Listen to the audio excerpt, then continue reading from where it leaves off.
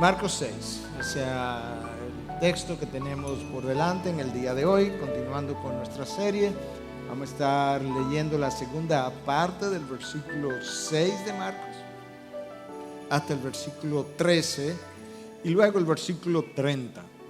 Usted preguntará por qué saltamos del versículo 13 al 30. Y es que Marcos tiene la costumbre en su evangelio, no estoy seguro que he hecho esta salvedad, pero Marcos tiene la costumbre, lo hemos visto varias veces, de hacer una especie de sándwich, donde él comienza un tema, detiene el tema, introduce otro tema y termina un poco más adelante el tema que había comenzado. Y esto es exactamente lo que él hace aquí. Él introduce un tema, introduce luego o trae a colación la muerte de Juan el Bautista, y cuando él termina con la muerte de Juan el Bautista y todo ese relato, él recoge el tema otra vez y lo concluye, y esa es la razón por la que vamos a estar leyendo de la segunda parte del 6b, hasta el 13 y luego entonces el 30. Y con ese entendimiento comenzamos a leer. Y recorría las aldeas de alrededor enseñando. Entonces llamó a los 12 y comenzó a enviarlos de dos en dos, dándoles autoridad sobre los espíritus inmundos.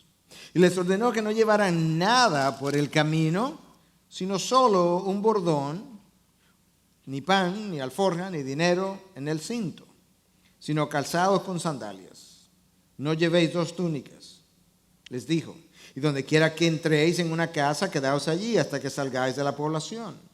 Y en cualquier lugar que no os reciban ni os escuchen al salir de allí, sacudir el polvo de la planta de vuestros pies en testimonio contra ellos. Y saliendo predicaban que todos se arrepintieran, y echaban fuera muchos demonios, y ungían con aceite a muchos enfermos, y los sanaban. Versículo 30.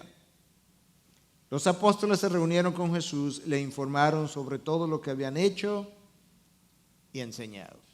Bueno, este texto que yo acabo de leer describe el tercer tour o gira de Jesús por las aldeas o poblados de Galilea. Sus primeros dos viajes alrededor de la provincia de Galilea están descritos en Marcos en el capítulo 1, versículo 14, versículo 28 y 39. Si usted lee esos tres versículos, se percata de que Jesús ha hecho un par de giras ya, si pudiéramos usar la palabra, donde él iba predicando por las aldeas o los poblados de Galilea. Y la razón por la que yo quería decir eso de introducción incluso es porque en el texto hay un verso más adelante que nos deja ver un poco de juicio sobre esta región al tener que ellos sacudir el polvo de sus pies donde no les recibieran. Pero sería bueno recordar que esta no es la primera vez que Galilea está oyendo las buenas nuevas del Evangelio y el anuncio mesiánico o las buenas nuevas de la inauguración del reino de la época mesiánica, y quizás eso explique en parte la dureza del juicio más adelante. Jesús fue rechazado en Nazaret, eso lo vimos la semana anterior, y después de esa mala experiencia en aquel lugar donde él creció, donde debieron haberlo recibido con aplausos de vítores, después de esa mala experiencia, entonces él decide expandir el ministerio a lo largo de Galilea, pero para expandirlo necesitaba delegarlo, y él entonces delega la misión a estos 12 apóstoles. Los apóstoles habían escuchado sus enseñanzas, ellos habían visto los milagros, pero tú no aprendes a hacer algo simplemente viendo y escuchando. Tú necesitas algo más, tú necesitas la práctica, y de hecho no hay nada como la práctica para aprender a hacer algo. En medicina nosotros tenemos una ilustración y decimos que algo como esto. Tú ves un procedimiento, tú haces uno y tú enseñas a uno. No es exactamente así, no me vaya a confundir, pero es la idea de que tú necesitas ver, luego tú necesitas hacer y luego necesitas enseñar. Bueno, eso es exactamente lo que está ocurriendo aquí. Y la realidad es que el ministerio se aprende de una manera que en inglés llaman hands-on, con las manos en el arado, pudiéramos decir en el español. Y de esa forma entonces los discípulos por primera vez le van a poner la mano al arado. Algunos pudieran pensar que ellos están todavía muy verdes, muy inmaduros para hacer cosas como estas. Y la realidad es que en cierta manera lo estaban, pero cada vez que tú comienzas a hacer ministerio, siempre es así. Tú siempre estás inmaduro todavía y siempre estás verde, y la manera como Dios te va a madurar es a través del ministerio. Eso es como ocurre, y en cierta medida podemos decir incluso, ninguno de nosotros está nunca completamente preparado para una labor que es mucho más grande que nosotros, una labor que no comprendemos en su totalidad, una labor que escapa a nuestro entendimiento y control, de manera que nosotros dependemos, necesitamos su poder, su sabiduría, su gracia, su unción, su dirección, su voluntad, porque esto que no se trata de nosotros va mucho más allá de lo que realmente nosotros pudiéramos realizar. Y en ese sentido, nunca estamos listos. En esta ocasión, los discípulos han de ir y ellos saldrían básicamente a hacer instrucciones muy específicas. Saldrían a predicar. Predicarían lo que Cristo les había enseñado, aquello que ellos habían escuchado, probablemente más de una vez, y saldrían a trabajar en su poder. En cierta medida la tarea era sencilla, la asignación era sencilla de entender, aunque la tarea detrás era compleja. Tenían que salir a predicar. ¿Qué iban a predicar? Bueno, lo que ellos habían escuchado de parte de Jesús. ¿Y cómo lo iban a hacer? Bueno, en su nombre, en su poder, para su honor, para su gloria. Y de esa manera entonces ya ellos quedaban enviados. Y esto entonces, como el texto comienza, habiendo dicho todo eso a manera de introducción. Y recorría las aldeas de alrededor enseñando. Recorría las aldeas de alrededor enseñando. El ministerio número 1 de Jesús fue la enseñanza de su palabra.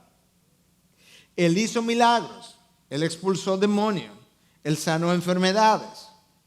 Pero esas cosas eran simplemente la evidencia que apuntaban a que ciertamente él era el mensajero de parte de Dios y tenía el mensaje correcto.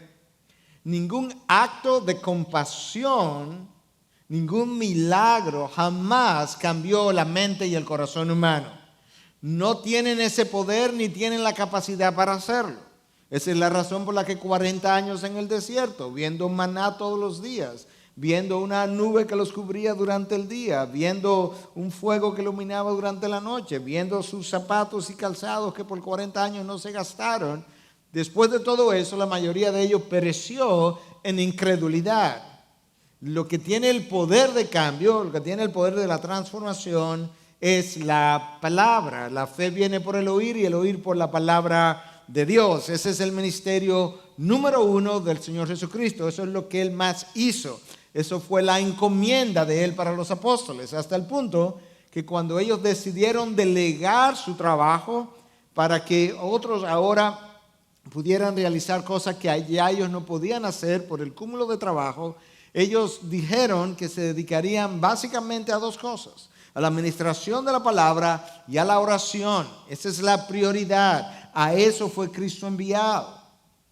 10 leprosos fueron sanados, 1 regresa, 1 da gracia, los otros 9 continuaron hasta donde nosotros sabemos por la redacción del texto, en la misma condición espiritual en la que estaban antes y después de que su piel hubiese sido limpiada.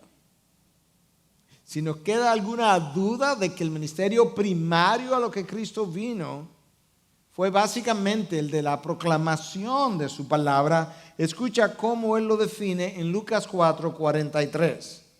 Pero Él les dijo: también a las otras ciudades debo anunciar las buenas nuevas del reino de Dios, debo también anunciar a las otras ciudades las buenas nuevas del reino de Dios. Escucha ahora: porque para eso yo he sido enviado. Ahí está claramente especificado. Yo he sido enviado para predicar, para proclamar las buenas nuevas del reino de los cielos. Y de esa misma manera, a la hora de él enviar a otros, de delegar en otros la función, él estaría pasando la misma prioridad a esos otros. Y sus actos de compasión, sus milagros, servían para testificar acerca de la verdad que él proclamaba. Y con eso entonces lo que nosotros hemos visto o a lo que hemos sido introducidos con estas palabras es al llamado que yo he llamado extraordinario. Esto es un llamado extraordinario, fuera de lo común que los apóstoles recibieron. Y con relación a ese llamado extraordinario, entonces yo quiero llamar la atención sobre 3 aspectos o asuntos en particular que lo vamos a ir definiendo. 3 aspectos.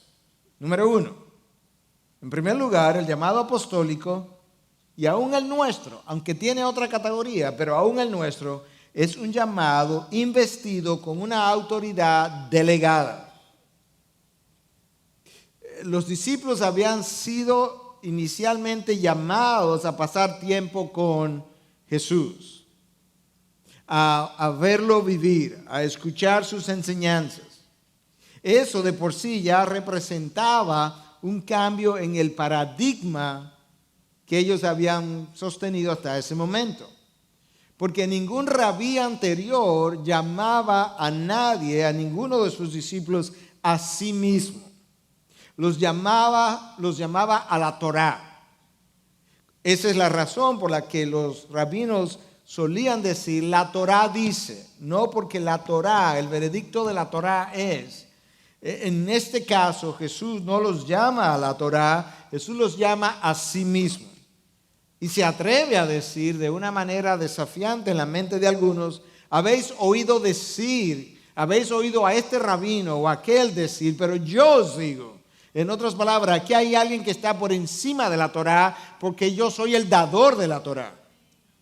Y ahí está Jesús entonces estableciendo una diferencia desde el principio con relación a los discípulos de los demás y sus propios discípulos. Entonces ya hay un cambio de paradigma en la manera como Jesús los llama.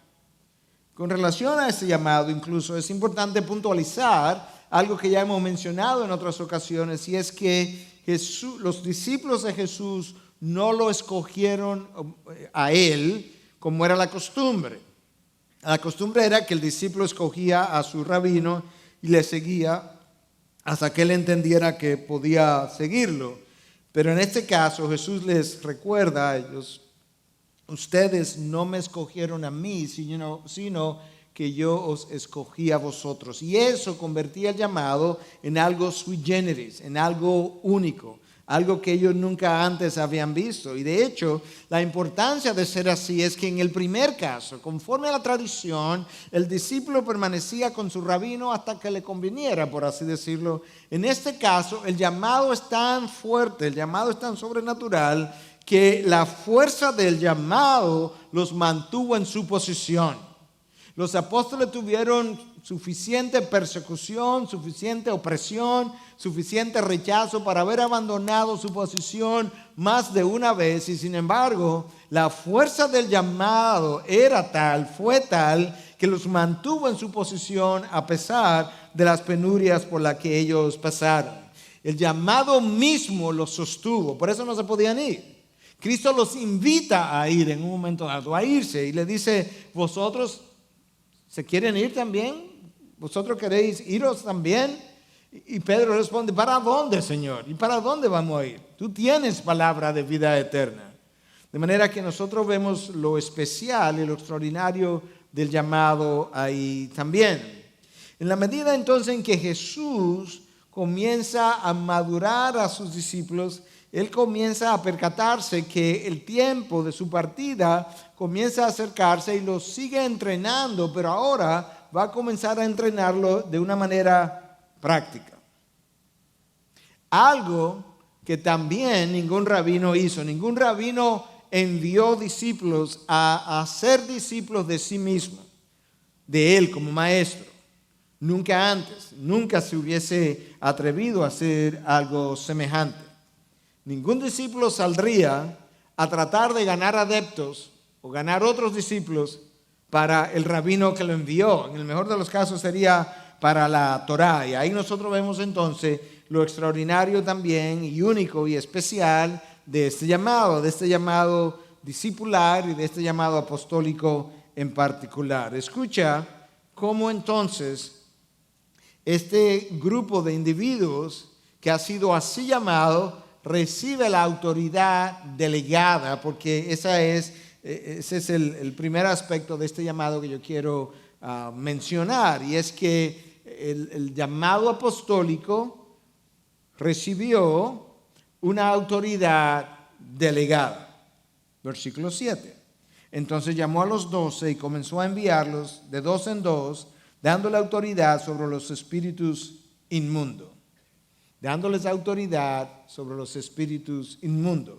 El texto paralelo de Lucas 9, tiene la descripción de este mismo evento de manera paralela, y esto es como lo dice en versículos 1 y 2.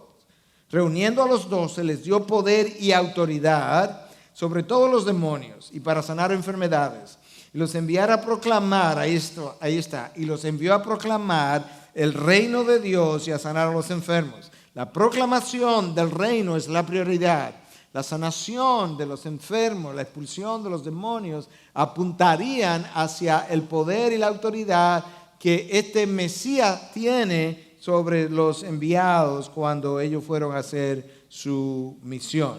Esa es su misión número 1, proclamar el reino de Dios. De hecho, en el libro de Marcos, Evangelio de Marcos, al principio del capítulo 1, Marcos describe la prioridad del llamado de Jesucristo y por tanto sería la prioridad del llamado de aquellos a quienes Cristo está enviando. Versículo 14, Jesús vino a Galilea proclamando el Evangelio de Dios. Él vino a Galilea, ese es su primer tour, su primera gira por las regiones de Galilea, pero cuando llegó proclamando el Evangelio de Dios y diciendo: el tiempo se ha cumplido y el reino de Dios se ha acercado, arrepentíos y creed en el Evangelio. A eso fue que él vino, a llamar al hombre a un arrepentimiento de corazón vía la proclamación de las buenas nuevas, y cuando hizo eso le dio a ellos autoridad sobre diferentes cosas, y le dio autoridad sobre los demonios, le dio autoridad sobre las enfermedades. En otras palabras, le dio autoridad sobre cosas que pudieran representar de manera directa o indirecta alguna oposición a la expansión de las buenas nuevas. Ciertamente el reino de las tinieblas de manera directa puede y ha hecho oposición a la expansión del reino. Pero aún las enfermedades, porque en algunos casos aquel que está enfermo, sobre todo en aquel momento donde el Nuevo Testamento ni escrito estaba, podía cuestionar la autoridad de aquel que estaban siendo enviado.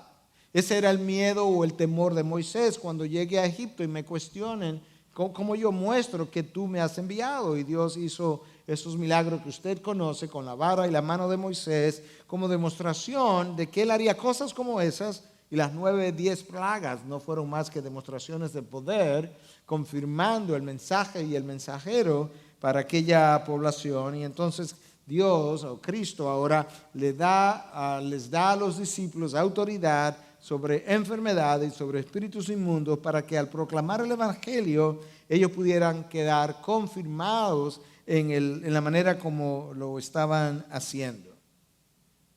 Y nosotros tenemos entonces ahora que pausar un momento para analizar rápidamente algunas cosas de nuestros días en esto del manejo de la autoridad. Porque el manejo de la autoridad es mucho más complejo de lo que nosotros pudiéramos pensar.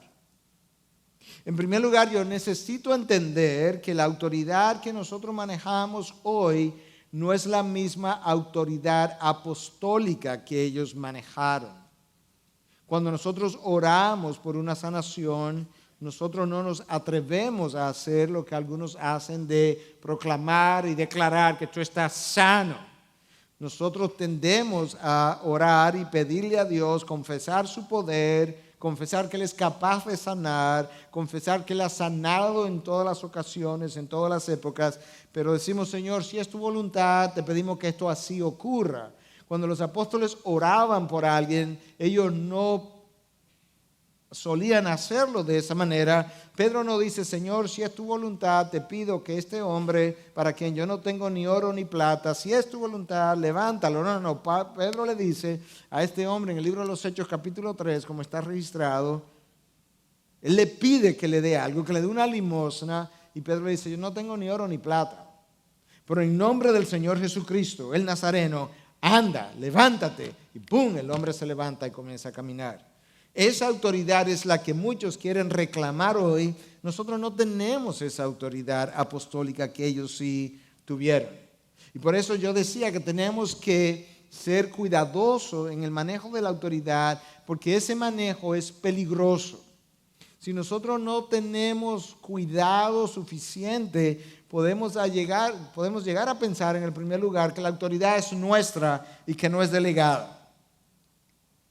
Si nosotros no somos cuidadosos, la autoridad o su manejo nos convierte en personas orgullosas, y así ha ocurrido muchas veces. Si nosotros no somos sensibles, esa autoridad puede ser abusada, y frecuentemente así ha ocurrido también. Y los discípulos no estaban listos para manejar esa autoridad. Ellos tendrían que aprender a manejar la autoridad. ¿Tú te imaginas autoridad divina, poder de lo alto en manos de los hijos del trueno? ¿Tú te imaginas autoridad de lo alto en manos de Pedro, que le gustaba cortar orejas? ¿Te das cuenta por qué ellos necesitaban ser entrenados en el manejo de la autoridad? Porque eso es un elemento sumamente difícil, complicado, y que muchas veces termina o convirtiéndonos en tiranos o personas orgullosas, o nos convierte en personas engreídas que piensan, manejan niveles de autoridad que no tenemos. En ocasiones usted ha oído o ha leído o ha visto en televisión, por lo menos yo lo he visto, lo he leído, personas que están involucradas en ministerios de liberación, genuinos o no voy a cuestionar eso, pero que están involucradas en ministerios de liberación y usan una fraseología de autoridad condenatoria sobre los demonios y huestes espirituales, como si ellos tuvieran tal potestad, y en ignorancia de lo que el Señor ha revelado a través de Pedro, de cómo tú no tienes el derecho de hacerlo, y no solamente el derecho que no tienes, sino qué tipo de personas son esas que se atreven a hacerlo. Escucha en 2 de Pedro 2, a partir del versículo 10. 2 de Pedro 2, del 10 en adelante. Especialmente a los que andan tras la carne en sus deseos corrompidos y desprecian la autoridad, atrevidos y obstinados, no tiemblan cuando blasfeman de las majestades angelicales, los ángeles caídos. Mira por qué sabemos que es a los ángeles caídos que se está refiriendo. Una vez más, atrevidos y obstinados, no tiemblan cuando blasfeman de las majestades angelicales, cuando los ángeles que son mayores en fuerza y potencia no pronuncian juicio injurioso contra ellos delante del Señor. Los ángeles que son mayores en fuerza y potencia no pronuncian juicio injurioso contra aquellas majestades angelicales que han caído, como el libro de Judas nos instruye, que Miguel, el arcángel Miguel, cuando tuvo que luchar por el cuerpo de Moisés, no se atrevió a enjuiciarlo y a condenarlo, sino que simplemente le dijo que el Señor te reprenda. Y el texto le llama atrevidos y obstinados. Pero escucha lo que dice en el versículo 12. Pero estos, como animales irracionales, nacidos como criatura de instinto para ser capturados y destruidos, blasfemando de lo que ignoran, serán también destruidos con la destrucción de esas criaturas. Son seres angelicales caídos. Serán destruidos con la destrucción de esas criaturas, sufriendo el mal como pago de su inequidad.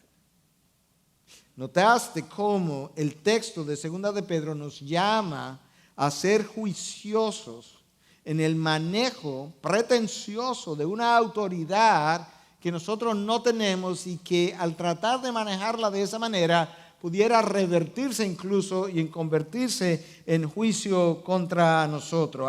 Algo que el arcángel Miguel no se atrevió a hacer. Ángeles que son mayores que nosotros en fuerza y potencia.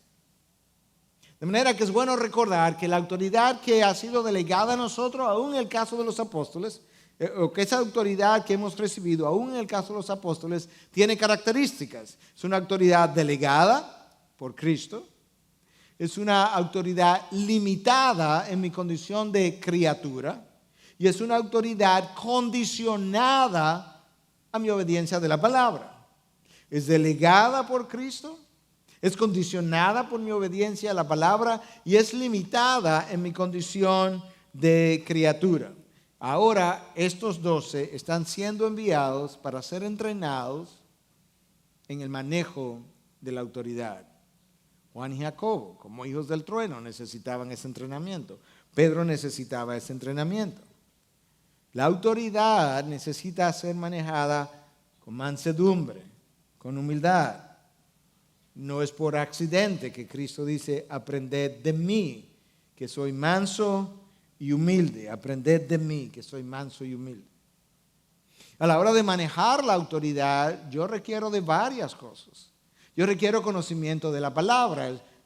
Podemos usar la ilustración del texto que yo leí de la segunda carta de Pedro como una ilustración. Si yo no conozco lo que ese texto dice, yo no voy a saber cómo referirme o dirigirme a estas autoridades angelicales caídas y pudiéramos concluir que tenemos autoridad que Dios no me ha dado. Necesito conocimiento de la palabra, yo necesito mansedumbre. La mansedumbre es una condición vital para el manejo del poder y de la autoridad. De lo contrario, yo corro el riesgo de convertirme en un tirano. Yo necesito humildad para no resultar un engreído. Yo necesito paciencia para no hacer daño, no cortar una oreja en el huerto de Getsemaní, para no quemar una villa de Samaria simplemente porque no me recibió. Tú puedes ver entonces la necesidad de que Cristo los enviara a una misión corta, regresaran, reportaran y Él seguir entrenándolos.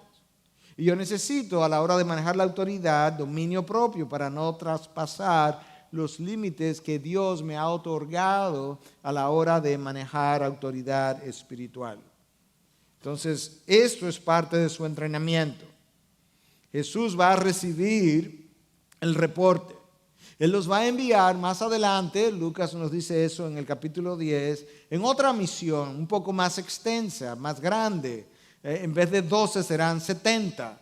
Y los 70 van a ir de 2 en 2. Y ellos van a regresar. Y cuando regresen van a dar un reporte. Y cuando regresaron dijeron, Señor, hasta los demonios se nos someten. Como, wow, esto es extraordinario. Y Jesús, enseñándoles a manejar la autoridad, le dice, no, pero no se alegren de eso.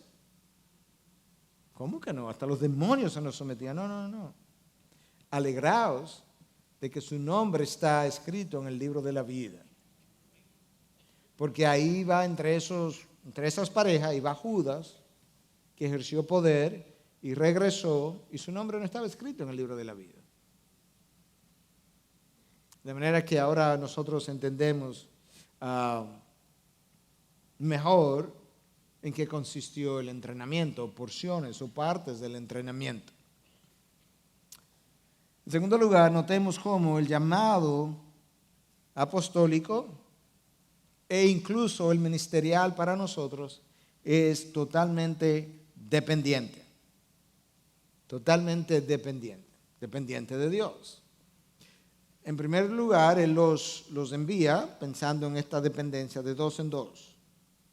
De hecho, Mateo nos dice quiénes constituían las parejas.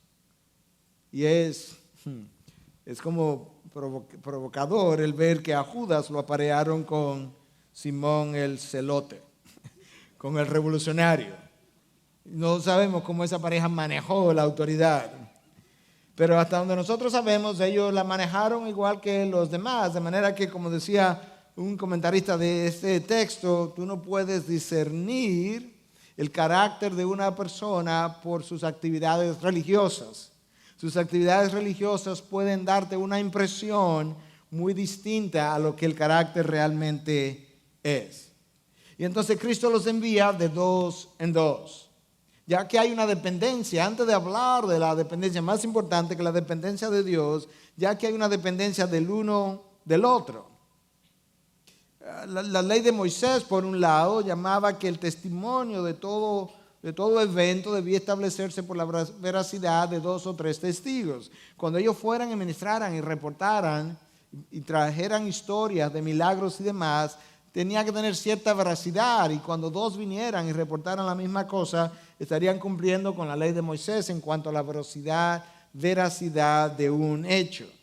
Pero por otro lado, a la hora de salir al campo misionero a ministrar, ellos necesitaban complementarse el uno al otro con sus diferentes dones, talentos, personalidades y demás, y a la vez ayudarse en momentos de necesidad o de enfermedad o de debilidad el uno al otro. De manera que nosotros vemos un patrón de dependencia en la administración de la palabra. Tú tienes a un Pablo que es enviado desde Antioquía con Bernabé. Ahí hay un par. Bueno, Pablo y Bernabé en un momento dado tuvieron sus desavenencias, y entonces Pablo tomó a Silas. Ahí hay un par. Y Bernabé tomó a Marcos o Juan Marcos. Ahí hay un par.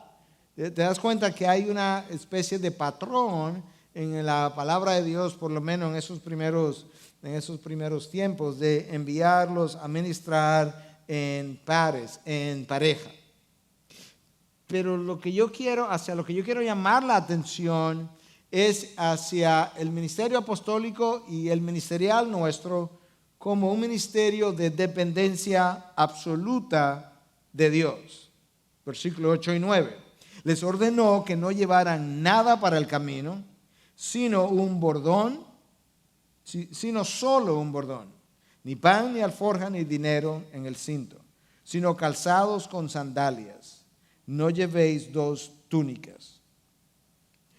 El texto traducido como alforja es un texto para referirse a una especie de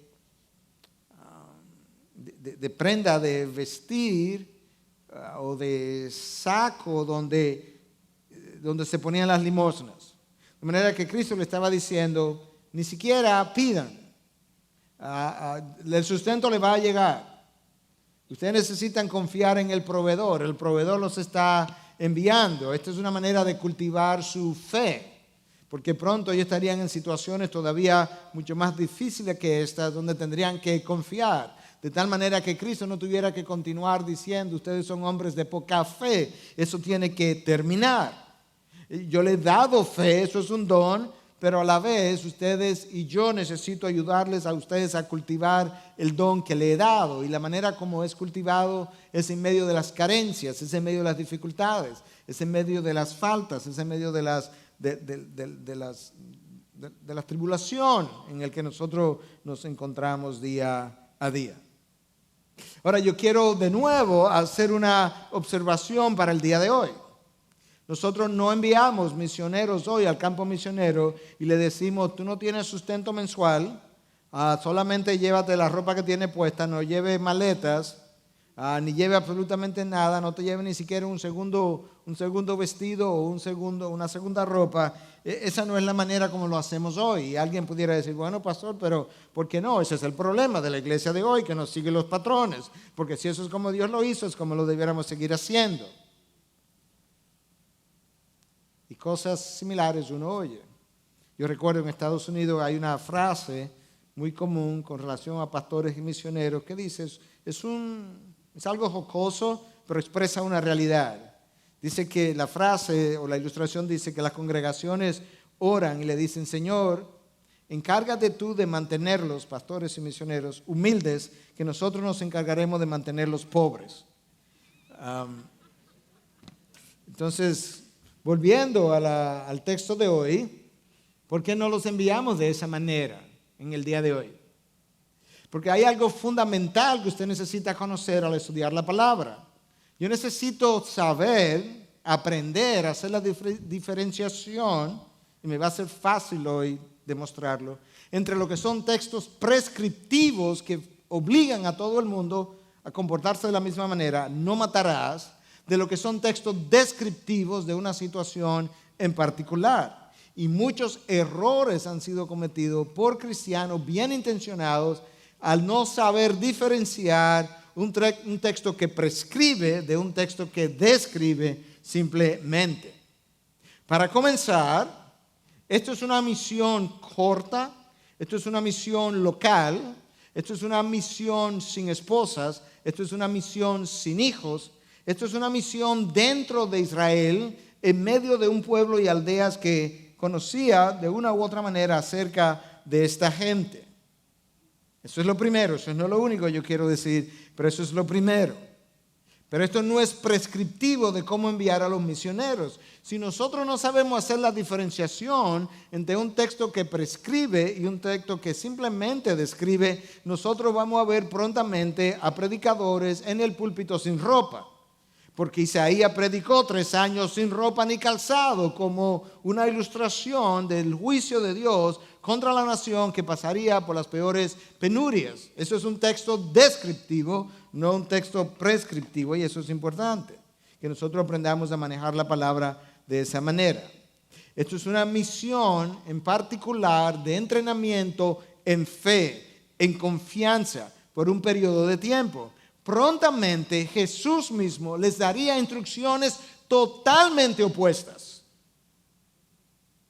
Y ahora entonces, por eso yo decía, me va a ser sumamente fácil demostrar que esto no es un texto prescriptivo, porque Jesús va a dar instrucciones completamente diferentes a la que acaba de dar a este grupo en esta ocasión, sin representar esto una contradicción, sino simplemente situaciones distintas para momentos distintos e instrucciones diferentes. Lucas 22, versículo 36. Entonces les dijo, pero ahora, no antes, ahora, el que tenga una bolsa, que la lleve consigo. Oh, pero antes no di que no se podía llevar la bolsa. Sí, pero ahora sí. De la misma manera, también una alforja. Ah, pero ahorita decía que no. De hecho, el que no tenga espada, venda su manto y compre una. Oh, y eso ahora. Instrucciones totalmente distintas para momentos distintos. Si yo no sé hacer la diferenciación, que es lo que ocurre muchas veces, en el manejo de tantas cosas, de tantos textos, yo voy a terminar errando. Pero en este momento, que es el que nos interesa, Cristo redujo los requisitos para ir y hacer el ministerio que le había encomendado a un mínimo. Ni siquiera 2 túnicas, ni siquiera dinero, ni siquiera una alforja, absolutamente nada. Es como un recordatorio o una ilustración de esta otra frase en otro contexto.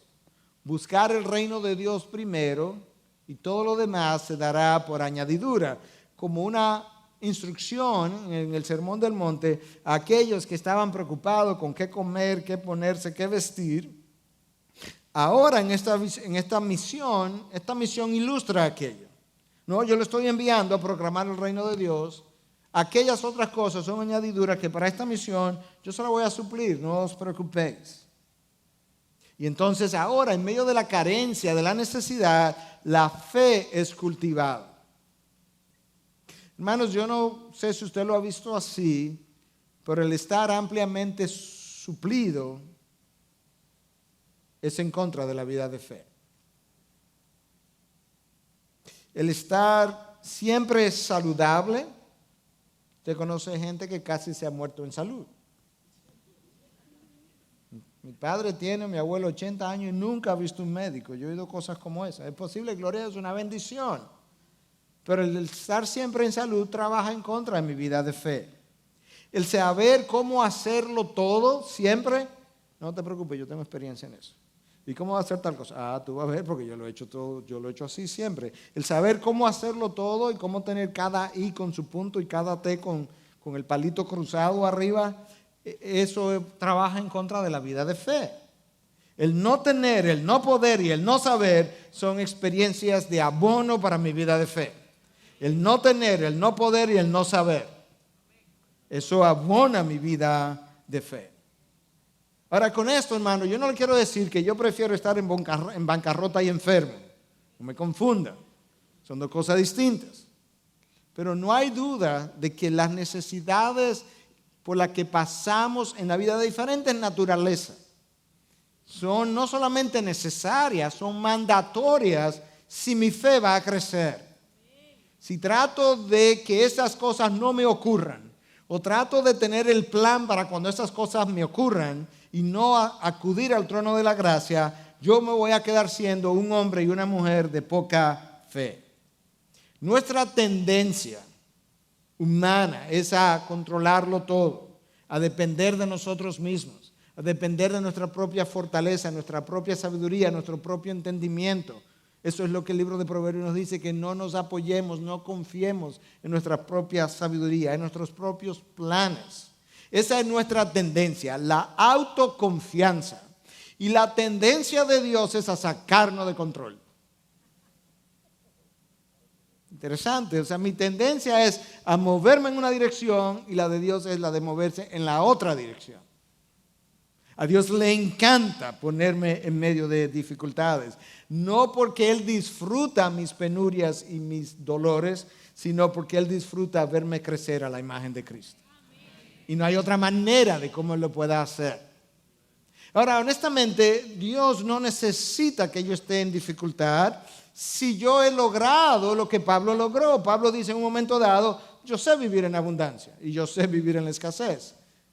En ambos casos yo estoy contento. Una vez tú y yo alcancemos ese estadio espiritual de Pablo, no hay problema. Yo no necesito la escasez para cultivar la vida de fe. Y sin embargo, aún Pablo, aunque supo y aprendió a vivir en abundancia y escasez, Dios le dejó un aguijón en la carne como un recordatorio de su dependencia de Él para que no se enalteciera de sus revelaciones. Tú sabes que Pablo fue un hombre de enorme fe, ¿cierto?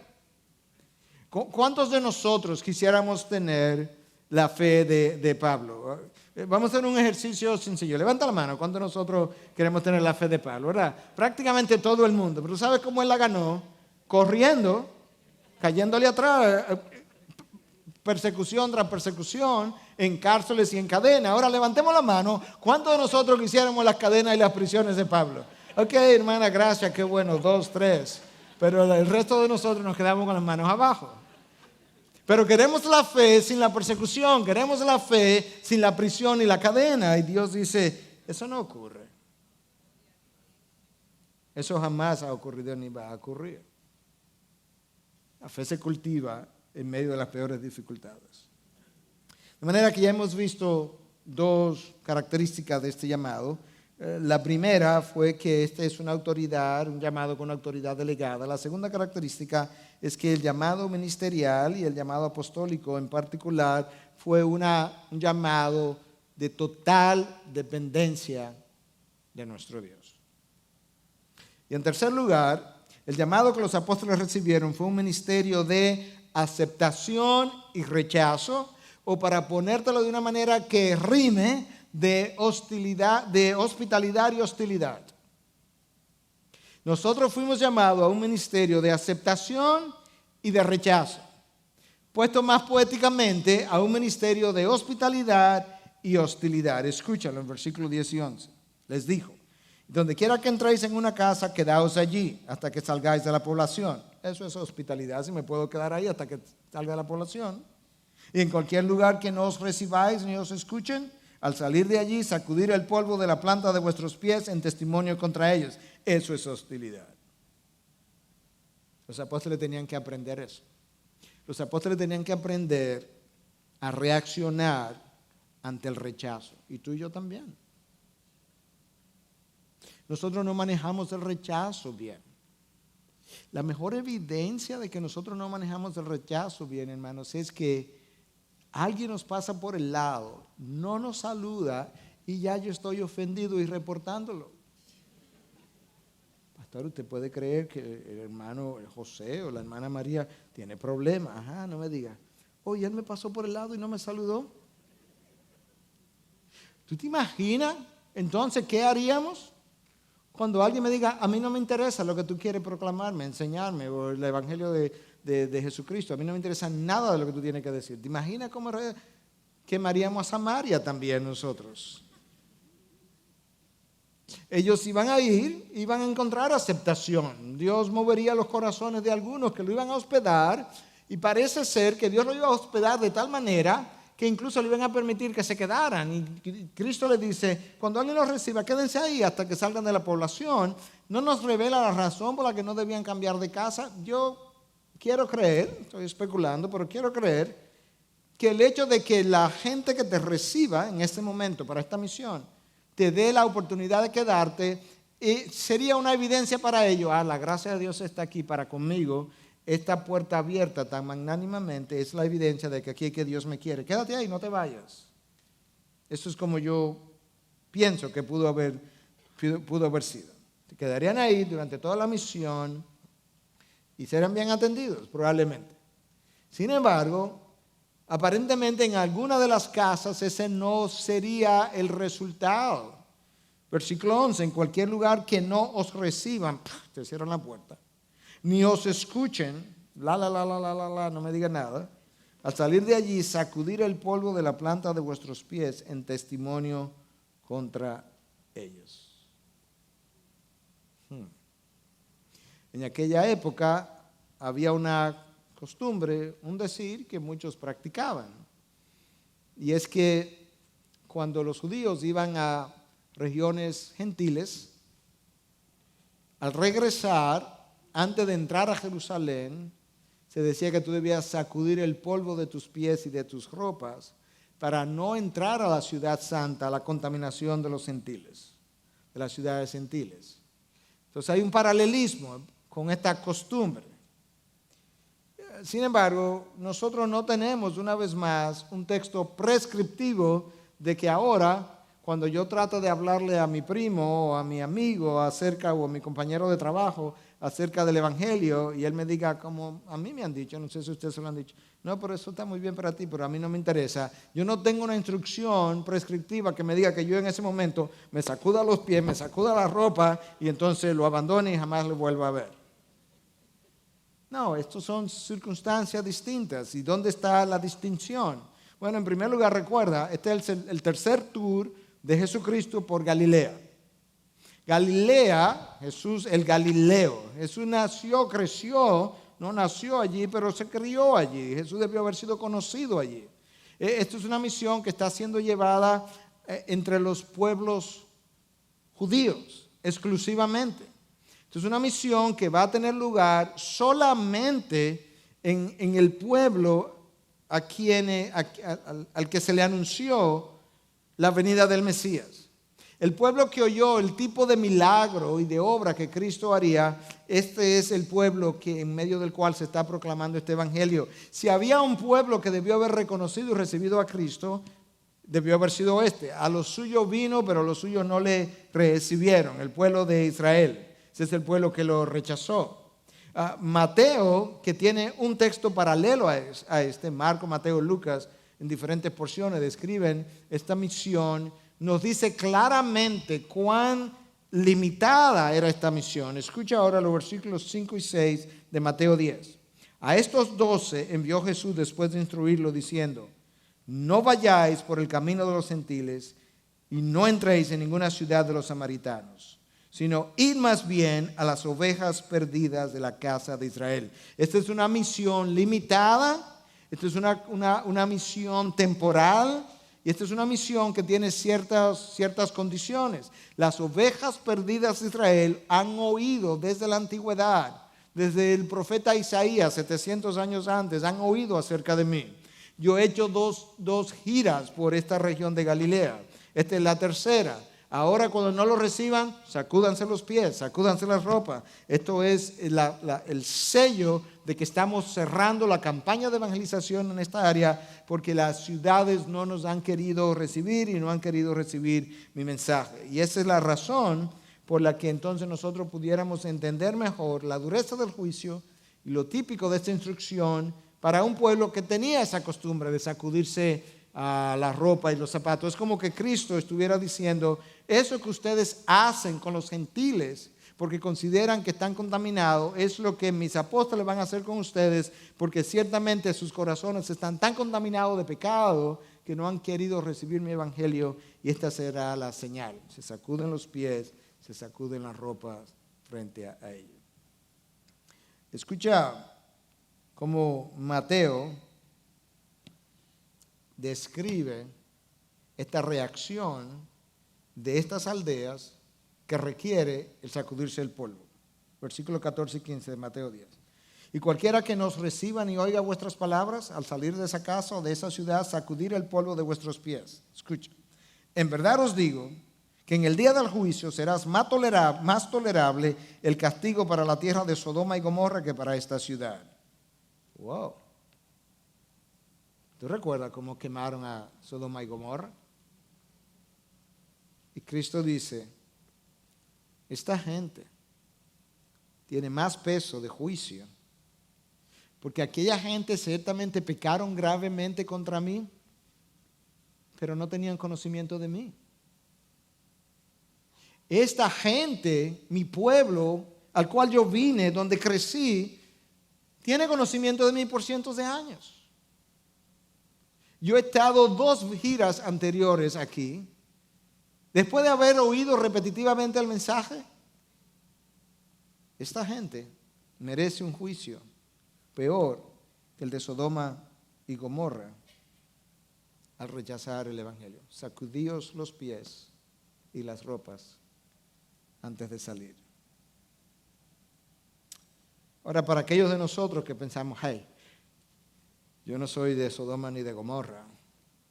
Yo peco, pero yo no peco tan mal. Escucha el comentario de John Riley. Dice, los hombres tienden a olvidar que no se requiere de grandes pecados públicos para ser considerados como pecados que arruinan el alma. Lo único que tienen que hacer es escuchar sin creer, escuchar sin arrepentirse, ir a la iglesia sin ir a Cristo, y poco a poco terminarán en el infierno. Los hombres creen que se requiere de pecados como los de Sodoma y Gomorra para terminar en condenación. Riley dice, no. Oye, lo único que se requiere es tú escuchas, pero no crees. Tú escuchas, pero no obedeces. Tú escuchas, no te arrepientes. Hermano, yo no sé si tú eres uno de esos hoy. Pero es posible que entre nosotros haya uno o muchos o varios, no sé, que haya estado en IDI de forma repetitiva. Pero no creo, no me arrepiento. ¿No es interesante el sermón? A mí el sermón me parece interesante, fue muy bonito, muy bonito. Venir a la iglesia sin ir a Cristo. Y poco a poco terminarán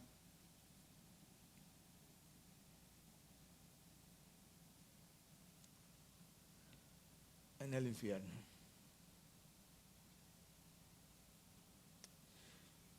Los discípulos salieron. Escucha, ellos realizaron la tarea.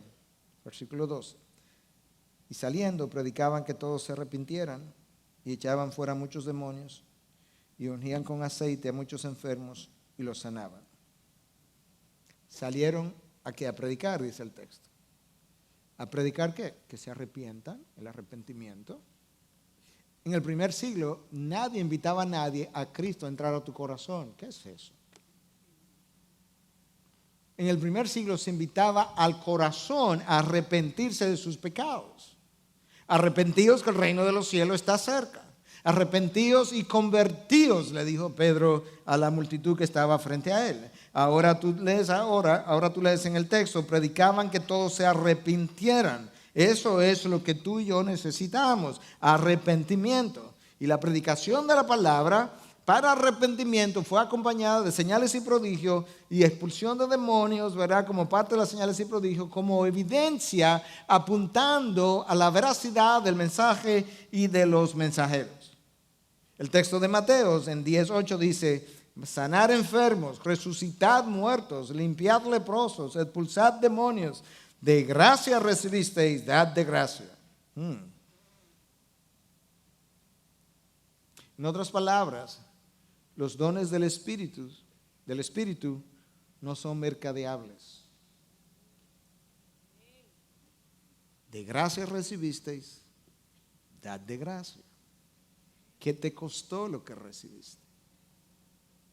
Pues si no te costó, pásalo.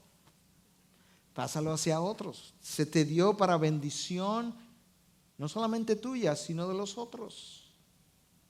Y oír, hermanos, hoy ministerios de liberación de demonios, independientemente de que juzguemos lo veraz o no de sus acciones, pero cobrando sección por sección para liberarte de demonios es tan antibíblico como cualquier otra cosa. Escúchalo otra vez, de Mateo: sanar enfermos, resucitar muertos, limpiar leprosos, expulsar demonios. De gracia recibisteis, dad de gracia. Predicaron, llamaron al arrepentimiento, dieron de gracia aquello que habían recibido de gracia. Y al final, el versículo 30 dice que los apóstoles se reunieron con Jesús y le informaron sobre todo lo que habían hecho y enseñado. No solamente hicieron la tarea, ahora hay que evaluar la tarea, hay que ver lo que hicieron. ¿Cómo lo hicieron? Entonces vinieron de Jesús, Él no estaba con ellos. Le reportaron y no sabemos lo que Jesús les dijo en retorno, pero hubo un reporte de parte de ellos. Y hubo, me imagino, alguna evaluación, corrección, instrucción de parte del maestro. Para traer esto entonces a una conclusión final, 3 preguntas de reflexión y conclusión.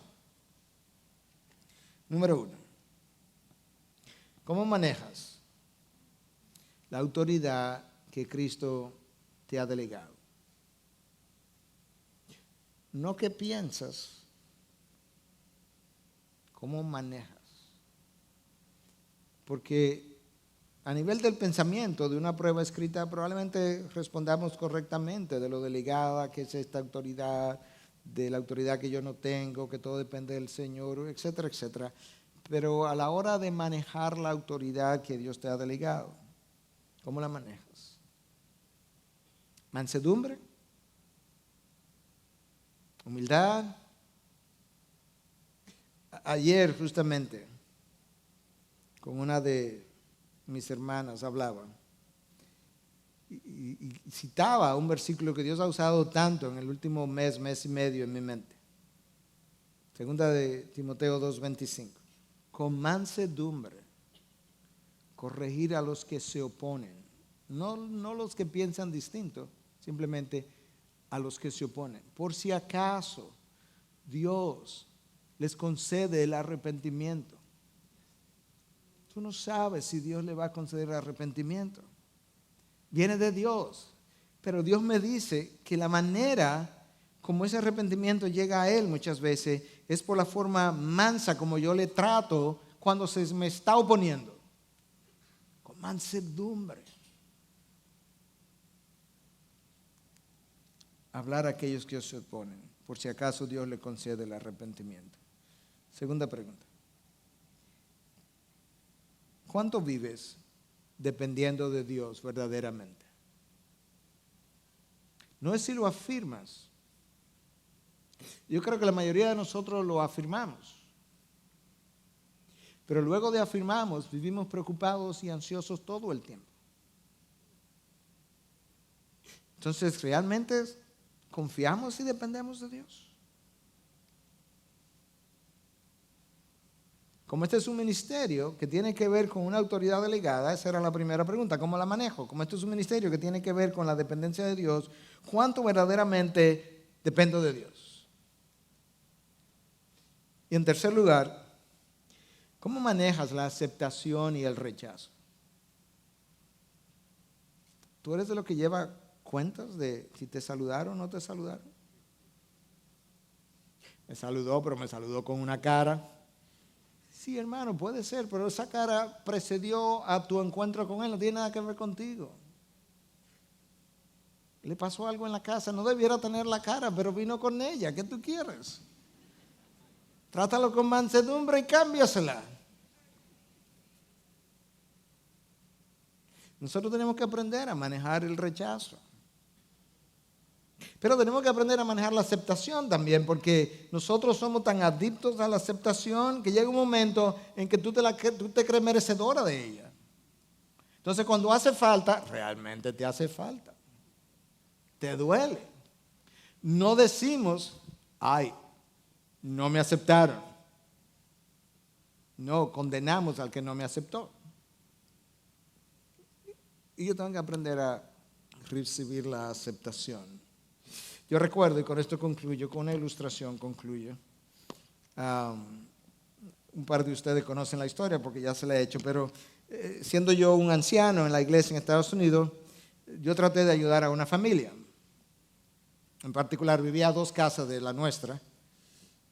Y él se molestó mucho, tergiversó la ayuda o las conversaciones. Bueno, al final yo le pedí al pastor nuestro que me acompañara para ir a su casa. Traté de aclarar algunas cosas que entendía no eran como él las pensaba. Y luego le pedí perdón. Y entonces yo me paré. Estaba frente a mí a poca distancia en la sala. Le digo, fulano, ¿tú me permites darte un abrazo? Y él me vino con unos ojos que por primera vez yo supe los ojos que Esteban había visto cuando lo apedreaban. Lo único que no hizo fue rechinar de dientes.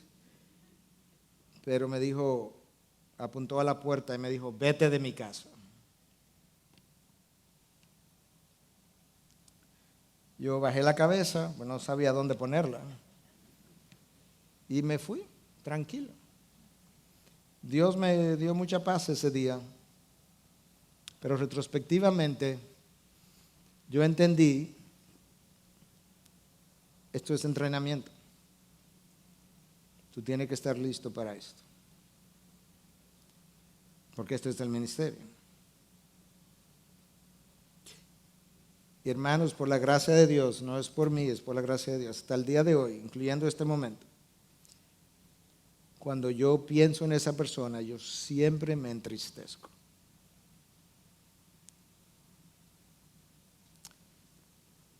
La verdad que ese día Dios sobrenaturalmente como que me arropó con su gracia y no me permitió enojarme ni ofenderme. De hecho, mi pastor se molestó mucho y me llamó antes de llegar a su casa, se paró en la iglesia, me llamó molesto. Yo decía, fulano, no te preocupes, nuestro Dios ha sido rechazado de manera mucho mayor. Pero me da tanta pena, yo no sé cuál es su estado espiritual hoy, pero pensar dónde él estaba me dio tanta pena y me sigue dando. El día que nos íbamos de mudanza, nos encontrábamos en el highway en Estados Unidos. Ya veníamos para Santo Domingo, nuestro último día, y él se paró al lado del carro y por primera vez en varios años nos hizo un poco sarcásticamente, bye, como quien dice, finalmente te vas. Pienso que él concluyó que Dios me llevaba. Y ciertamente me llevaba, pero no quizá de la manera que él pensaba. Tiernamente corrigiendo a los que se oponen, por si acaso Dios le concede el arrepentimiento.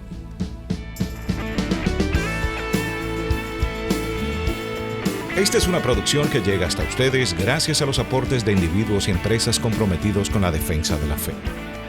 Para más información, preguntas y comentarios, visite nuestra página de internet www.integridadysabiduría.org. En esta página encontrará información sobre la producción de este y otros recursos que ponemos a su disposición, como también las formas en las que usted puede contribuir con la producción de programas como estos. Les invitamos nuevamente a visitar nuestra página de internet www.integridadysabiduría.org. Será hasta la próxima, cuando nos reencontremos en su palabra.